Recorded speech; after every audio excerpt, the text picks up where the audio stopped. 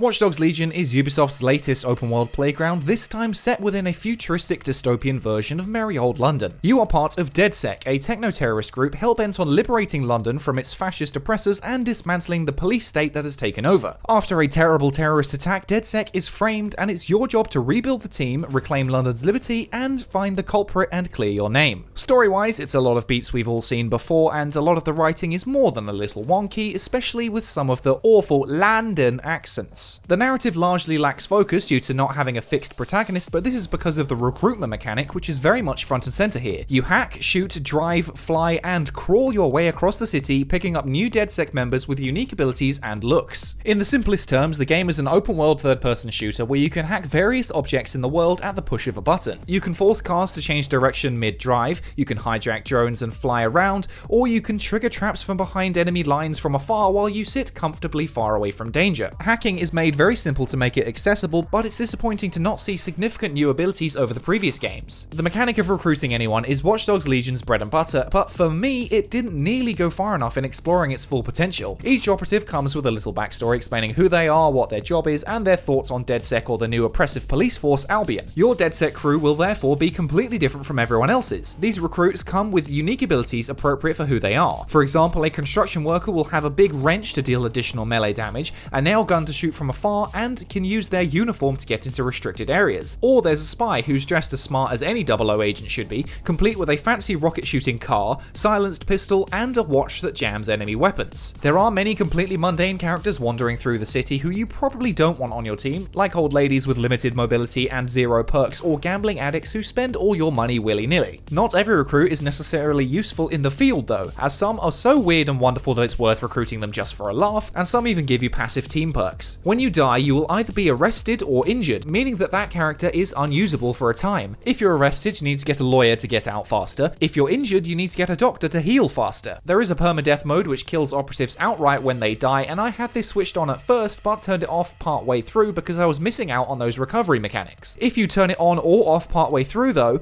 you can't reverse your decision with the same playthrough, so make sure you choose carefully. There was an added level of pressure with permadeath that undeniably raised the stakes, but that makes the bullshit deaths even more frustrating. Though honestly, I wasn't upset at all when one of my operatives died because he was so annoying. I don't even remember his name. I don't even know who you are. Literally anyone walking the streets can be scanned, and if you think they can bring something special to DedSec, then you can recruit them. How difficult this is depends on their opinion on DedSec, but it usually involves a short mission of something like cleaning their criminal record or taking out a rival, and then they'll join up and become fully playable. Once recruited, they can be kitted out with a few additional toys with up to 2 non-lethal weapons and 1 gadget from a suite of unlockable ones available for the whole group. These can be acquired by spending tech points which are collected in the world or by completing missions. You can buy abilities like a cloaking device or hacks for new drone types and non-lethal weapons like a shotgun or grenade launcher, and many of these can be upgraded further. Each character has a unique combination of their face, animations, and voice which helps distinguish them, but just like a drizzly Sunday afternoon's TV, you'll start seeing repeats. Yeah, well, I saw it on a rerun. What's a rerun? Once I was chatting to a potential recruit who had the exact same voice as the guy that was speaking to him, spewing the same god-awful dialogue I'd heard from others around the city. The voice cast is very hit and miss, but this may be more of a problem for me because I'm actually English. All of the proper characters who are part of the story are pretty well realised and have voices that fit the kind of person they are. Mary Kelly, leader of the Clan Kelly gang, is one of the game's villains and is suitably gruff and nasty, like Peggy Mitchell if she smoked 40 a day and brushed her teeth with razor blades. Is that initiative I'm smelling, Peter? Initiative can be a dangerous thing.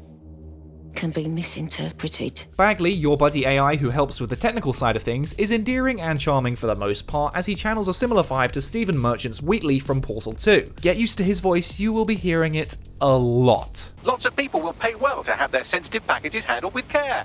And some will even pay you for deliveries. Ha ha! Unfortunately, this voice quality doesn't extend to your cast of playable characters, most of which sound like bad impressions of what Hollywood thinks Brits sound like that would make even Dick Van Dyke quiver. Welcome to the Resistance, blood.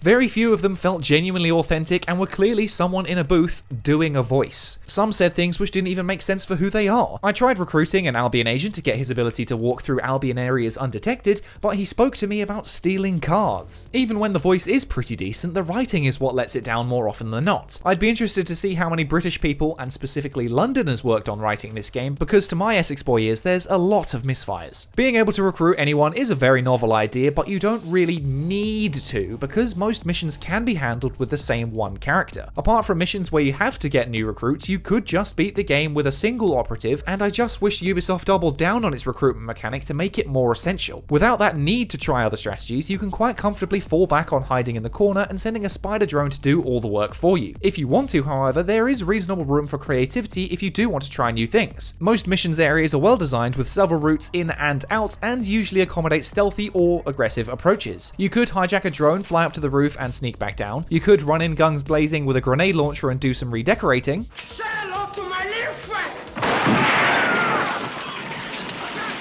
You wanna play rough? Okay.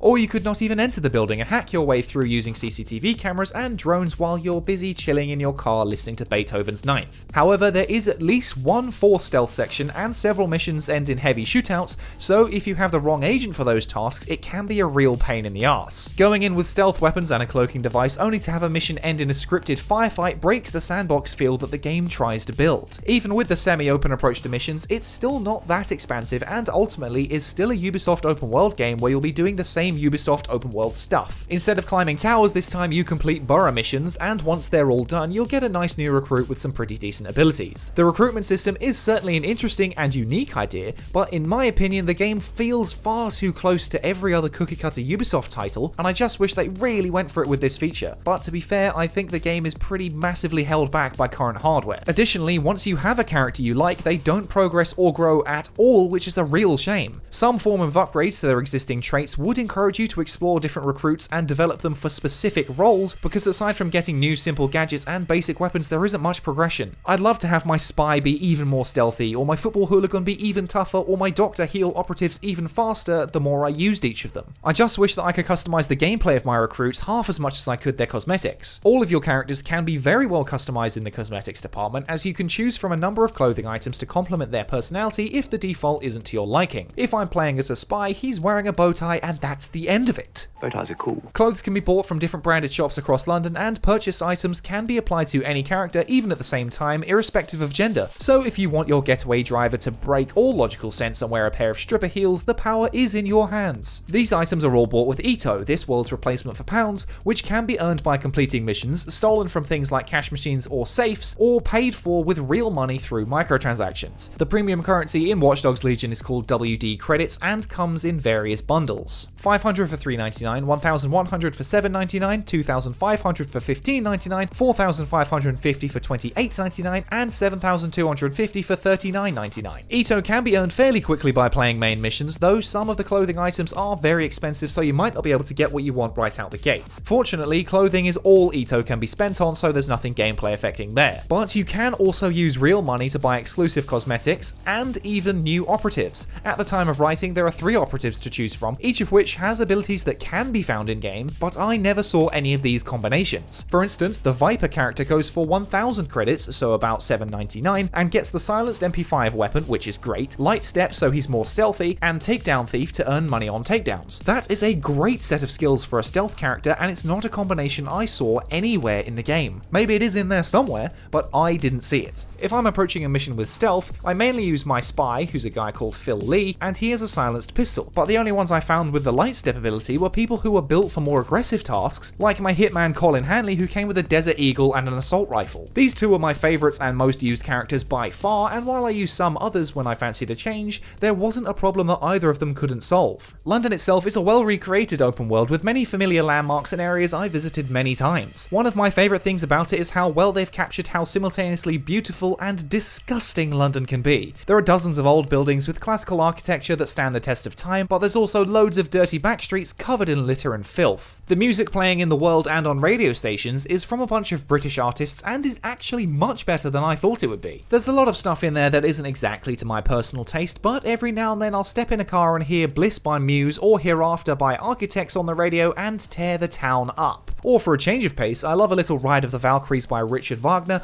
or Requiem by Mozart while I'm cruising around Westminster. Unfortunately though, much of what you're doing in the city is stuff you've done before if you've played any open world games, and most of it has been done better elsewhere, though the variety of approaches to missions does help mitigate some of the repetition. The combat is very basic, which isn't so much a bad thing, but it would have been nice to see it expanded given the game's core concept of different characters for different jobs. The fundamentals of shooting feel pretty solid though not amazing, as a headshot will eliminate most enemies, and some of the later game guys are a little tougher but aren't too spongy. Weapon selection may be limited, but that means that they all feel different enough for their basic purpose. Melee combat is a weird one though. Once you start fisticuffs, the camera locks in, which can be a real pain to maneuver and gets confused when you're taking on multiple targets. You get a basic attack, a guard break, and a dodge, which, if timed right, gives you the opportunity to do a powerful counterattack. Some of these animations are very flashy and impressive, especially the takedown moves, and would even make John Wick smile, but the impact of each hit feels more like a love tap. Sir, can't think while I'm giving you a few love taps? Many of these scraps feel about as dangerous as a fight on the playground where two idiots swat at each other aimlessly until a teacher steps in and you get back to your lunch. Despite its fancy futuristic setting, much of the game is just plain ugly. I played on vanilla PS4 and I'm sure the game will look much better on next generation or a decent PC,